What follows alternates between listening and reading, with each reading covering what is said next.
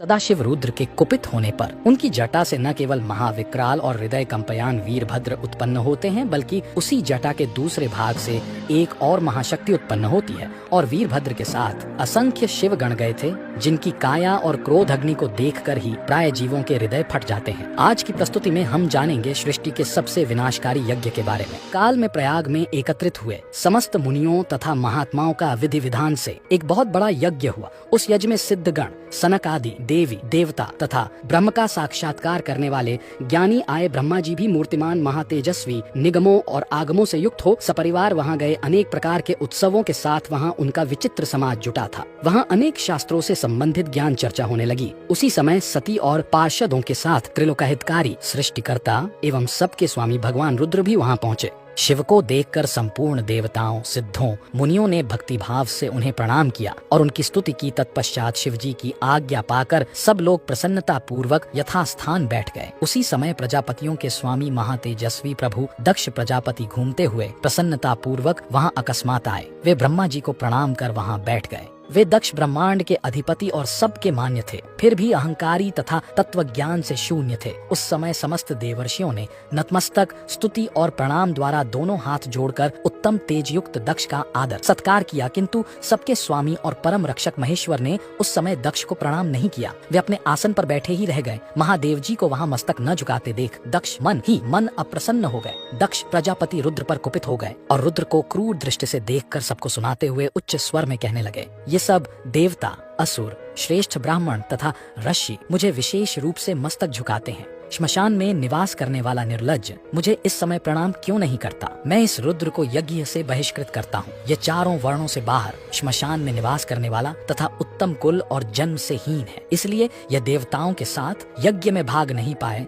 दक्ष की बात सुनकर गणेश्वर नंदी को बड़ा रोष हुआ। उनके नेत्र चंचल हो उठे और दक्ष को बहुत फटकार लगाई। नंदी के फटकारने पर प्रजापति दक्ष रुष्ट हो गए और शिवगणों को शाप दे दिया। दक्ष बोले, हे रुद्रगणों, तुम लोग वेद से बहिष्कृत हो जाओ, वैदिक मार्ग से भ्रष्ट हो जाओ, महर्षियों द्वारा परित्यक्त हो जाओ, पाखंडवाद में लग जाओ, शिष्टाचार से दूर रहो, सिर पर जटा और शरीर में भस्म एवं हड्डियों के आभूषण धारण करो और मद्यपान में आसक्त रहो। तत्पश्चात नंदी ने दक्ष को श्राप देते हुए कहा, दुर्बुद्धे, तेरा आनंददायी मुख नष्ट हो जाए, आत्मज्ञान को भूलकर पशु के समान हो जाए और कर्म भ्रष्ट तथा अनीतिपरायण होकर शीघ्र ही बकरे के मुख से युक्त हो जाए। सदाशिव महादेव जी भी नंदी की वह बात सुनकर हंसते हुए और समझाते हुए मधुर वचन कहने लगे, हे नंदन, तुमने व्यर्थ में ही ब्राह्मण कुल को श्राप दे दिया। इस समय मुझे शाप नहीं मिला है, इस बात को तुम्हें ठीक ठीक समझना चाहिए। हे महामते, तुम तो सनकादि को भी तत्वज्ञान का उपदेश देने वाले हो, अतः शांत हो जाओ। मैं ही यज्ञ हूँ, मैं ही यज्ञ कर्म हूँ, यज्ञों के अंग भी मैं ही हूँ, यज्ञ की आत्मा मैं ही हूँ, यज्ञ परायण यजमान मैं ही हूँ और यज्ञ से बहिष्कृत भी मैं ही हूँ। यज्ञ कौन है, तुम कौन हो और ये कौन है? वास्तव में सब मैं ही हूँ। इस प्रकार भगवान शिव नंदी को बोध प्रदान करके गणों सहित वहां से प्रसन्नता पूर्वक अपने स्थान को चले गए। उस समय रुद्र को शाप दिए जाने की घटना का स्मरण करके दक्ष सदा महान रोष से भरे रहते थे। मूर्ख बुद्धि वाले वे शिव के प्रति श्रद्धा को त्याग कर शिव पूजकों की निंदा करने लगे। एक समय दक्ष ने एक बड़े महान यज्ञ का प्रारंभ किया और दीक्षा प्राप्त। उसने उस यज्ञ में सभी देवताओं तथा ऋषियों को बुलाया। शिव की माया से विमोहित होकर सभी महर्षि तथा देवता यज्ञ को संपन्न कराने के लिए आए। अगस्त्य, कश्यप, अत्रि, वामदेव, भृगु, ददीची, भगवान व्यास, भारद्वाज, गौतम, पैल, पराशर, गर्ग, भार्गव, ककुब, सित, सुमंतु, त्रिक, गंक और वैशंपायन, ये सब तथा अन्य बहुत से मुनि अपने स्त्री पुत्रों को साथ लेकर ब्रह्मा पुत्र दक्ष के यज्ञ में हर्ष पूर्वक गए। दक्ष ने प्रार्थना करके पुत्र, परिवार और मूर्तिमान वेदों सहित ब्रह्मा को सत्य लोक से और पार्षदों और परिवार सहित भगवान विष्णु वैकुंठ लोक से यज्ञ में बुलाए गए थे। दक्ष ने अपने उस महायज्ञ में अश्विनी कुमारों, गंधर्वों, विद्याधरों, सिद्धों, सभी आदित्यों और उनके गणों, यज्ञों एवं नागलोक में विचरण करने वाले समस्त नागों का भी बहुत बड़ी संख्या में वर्ण किया था। दुरात्मा दक्ष ने उस यज्ञ में भगवान शंभु को नहीं बुलाया। उनकी दृष्टि में कपालधारी होने के कारण वे निश्चय ही यज्ञ में भाग लेने योग्य नहीं थे। दोषदर्शी दक्ष ने कपाली की पत्नी होने के कारण अपनी प्रिय पुत्री सती को भी यज्ञ में नहीं बुलाया। जब देवता तथा ऋषिगण बड़े उत्साह के साथ दक्ष के यज्ञ में जा रहे थे, उसी समय दक्ष कन्या देवी सती गंधमादन पर्वत पर सखियों से घिरी हुई अनेक प्रकार की क्रीड़ाएं कर रही थी। वहाँ उन्हें चंद्रदेव और रोहिणी से पता लगा अपने पिता के महायज्ञ के बारे में। दक्ष मेरे पिता हैं, परंतु उन्होंने यज्ञ में मुझे नहीं बुलाया। वे कैसे भूल गए और निमंत्रण क्यों नहीं भेजा? मैं इसका कारण आदर पूर्वक शंकर जी से पूछूं। ऐसा विचार कर सती शंकर जी के पास गई। तब महादेव ने सती को उनके पिता दक्ष की दुर्बुद्धि होना और सती और स्वयं को वहां नहीं जाने के लिए समझाया। तभी देवी सती अपने पिता और वहां उपस्थित सभी देवताओं के मनोभाव को जानने के लिए महादेव की आज्ञा ले पिता के घर की ओर चले। भगवान शिव जी की आज्ञा से 60,000 रुद्रगण भी बड़ी प्रसन्नता और महान उत्साह के साथ कौतूहल पूर्वक गए।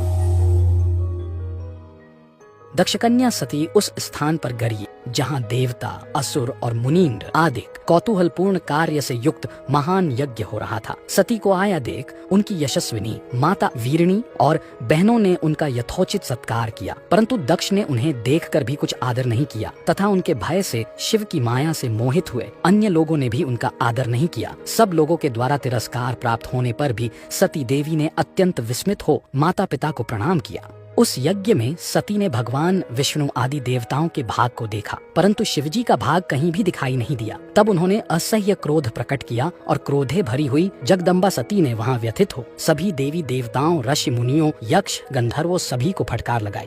तब दक्ष ने अपनी पुत्री के उस प्रकार के वचन को सुनकर क्रूर दृष्टि से देखकर क्रोधित हो उनका और महादेव का बारंबार अपमान किया, जो अत्याधिक निंदनीय और क्रूर था।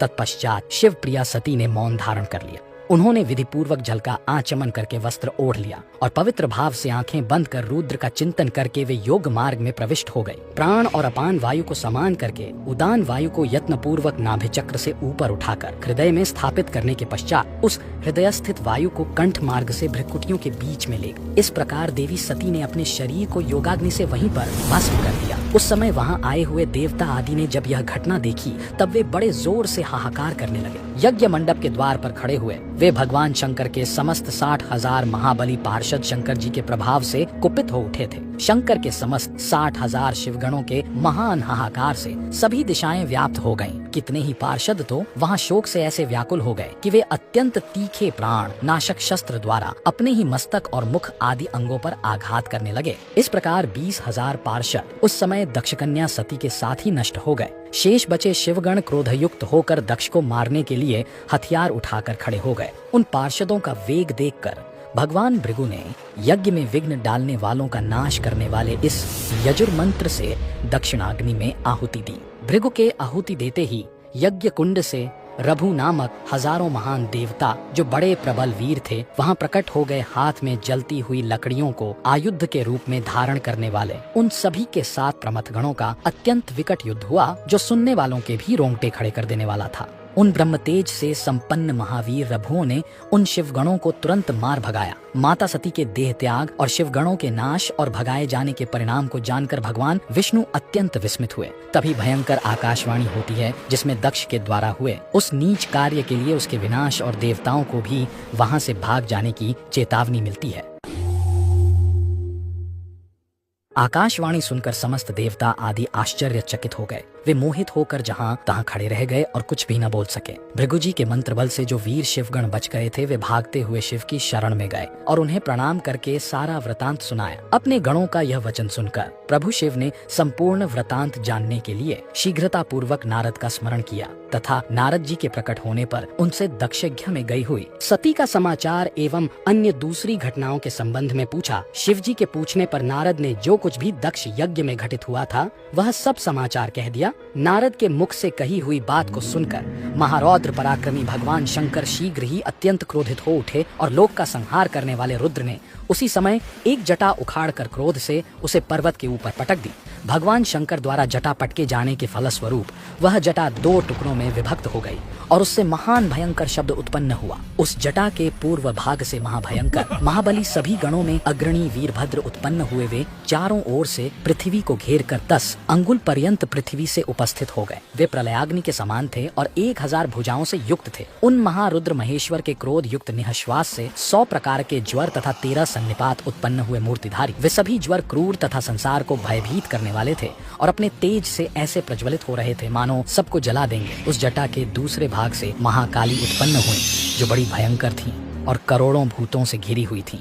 तदनंतर वाक्य विशारद महावीर वीरभद्र हाथ जोड़कर शिवजी को प्रणाम करके कहने लगे, हे महेश्वर, आपकी कृपा से कोई भी जय नहीं है जो मैं न कर सकूं। पराक्रम में मेरे समान तो कोई हुआ है और न तो होगा, हे शंभो, हे शंकर। आपकी कृपा से मुझ में ऐसी शक्ति है जैसी कि आपकी कृपा के बिना अन्य किसी में भी नहीं हो सकती। मैं बारंबार प्रणाम करता हूँ। हे हर, आज मुझे अपनी इष्ट सिद्धि के लिए आप शीघ्र ही भेजिए। तत्पश्चात सदाशिव ने वीरभद्र से कहा, हे वीरभद्र, शांत मन से मेरी बात सुनो और शीघ्र ही प्रयत्न पूर्वक उस कार्य को करो जिससे मुझे प्रसन्नता हो। इस समय ब्रह्मा का पुत्र दक्ष यज्ञ करने के लिए तत्पर है। वह महाभिमानी, दुष्ट तथा अज्ञानी विशेष रूप से मेरा विरोध कर रहा है। हे गण श्रेष्ठ, तुम यज्ञ को तथा यज्ञ में सम्मिलित सभी को भस्म करके शीघ्र ही मेरे स्थान को पुनः लौट आओ।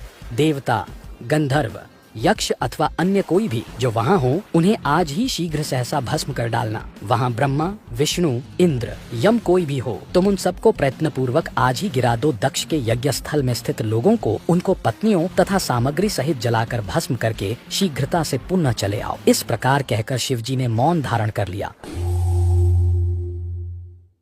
त्रिशूलधारी भगवान रुद्र को प्रणाम करके लाल नेत्रों से युक्त वीरभद्र दक्ष यज्ञ की ओर चले। महात्मा वीरभद्र शिव के समान ही वेशभूषा धारण करके रथ पर बैठकर उन गणों के साथ चल पड़े। उनकी 1000 भुजाएं थीं। उनके शरीर में नागराज लिपटे हुए वे प्रबल और भयंकर दिखाई पड़ रहे थे। उनका रथ 8 लाख हाथ विस्तार वाला था। उसमें 10,000 सिंह जुटे हुए थे जो प्रयल पूर्वक रथ को खींच रहे थे। उसी प्रकार बहुत से प्रबल सिंह, शार्दूल, मगर, मत्स्य और हजारों हाथी उनके पार्श्व रक्षक थे। इस प्रकार जब दक्ष के विनाश के लिए वीरभद्र ने प्रस्थान किया, उस समय कल्प वृक्षों से फूलों की वर्षा होने लगी। उसी समय काली, कात्यायनी, ईशानी, चामुंडा, मुंडमर्दिनी, भद्रकाली, भद्रा, त्वरिता तथा वैष्णवी, इन 9 दुर्गाओं तथा समस्त भूत गणों के साथ महाकाली दक्ष का विनाश करने के लिए चल पड़ी। शिव की आज्ञा के पालक डाकिनी, शाकिनी, भूत, प्रमथ, गुह्यक, कूष्मांड, परपट, चटक, ब्रह्म राक्षस, भैरव तथा क्षेत्रपाल आदि वीर दक्ष के यज्ञ का विनाश करने के लिए तुरंत चल दिए। उसी प्रकार 64 गणों के साथ योगिनियों का मंडल भी सहसा कुपित होकर दक्ष यज्ञ का विनाश करने के लिए निकल पड़ा। महाभयंकर, हृदय कंपित शिव गणों की सेना अति विशाल और विकराल थी, जिनकी संख्या इस प्रकार थी।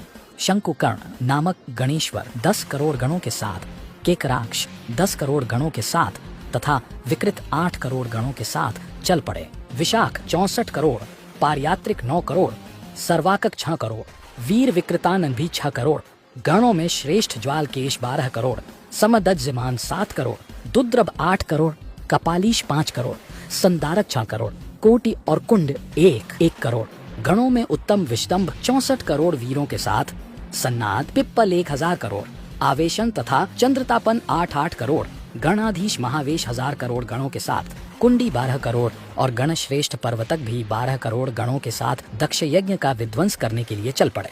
काल, कालक और महाकाल 100 करोड़ गणों को साथ लेकर दक्ष यज्ञ की ओर चल पड़े। अग्निकृत 100 करोड़, अग्निमुख 1, आदित्य मूर्धा तथा घनावह 1 करोड़, सन्नाह 100 करोड़, गण कुमुद 1 करोड़, अमोघ तथा कोकिल 1 करोड़ और गणाधीश काष्ठागूढ़, सुकेशी, वृषभ तथा सुमंत्रक 64 करोड़ गणों को साथ लेकर चले।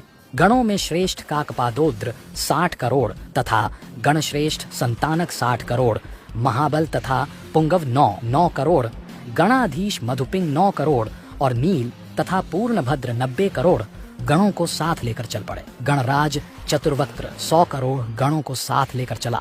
गणेश्वर विरूपाक्ष, तालकेतु तथा गणेश्वर 65 करोड़, संवर्तक, स्वयं प्रभु कुलौश, लोकांतक, दीप्तात्मा, दैत्यांतक एवं शिव के परम प्रिय गण श्रीमान भृंगी, ऋटि, अशनि, भालक और सहस्रक 64 करोड़ गणों के साथ चले। महावीर तथा वीरेश्वर वीरभद्र भी शिवजी की आज्ञा से 20 सैकड़ों तथा हजारों करोड़ गणों से घिरे हुए वहां पहुंचे। दक्ष यज्ञ में पहुंचने के पश्चात शिव गणों और ब्रह्मर्षि भृगु द्वारा उत्पन्न योद्धा और दक्ष की सेना के बीच अति विनाशक युद्ध हुआ और वीरभद्र और विष्णु युद्ध जो अत्यंत भयानक था, और वीरभद्र द्वारा दक्ष का मस्तक अलग किए जाने के पश्चात परम दयालु रुद्र द्वारा बकरे का मस्तक लगाकर दक्ष को शिव तत्व का बोध होना, ये सभी घटनाएं घटती हैं।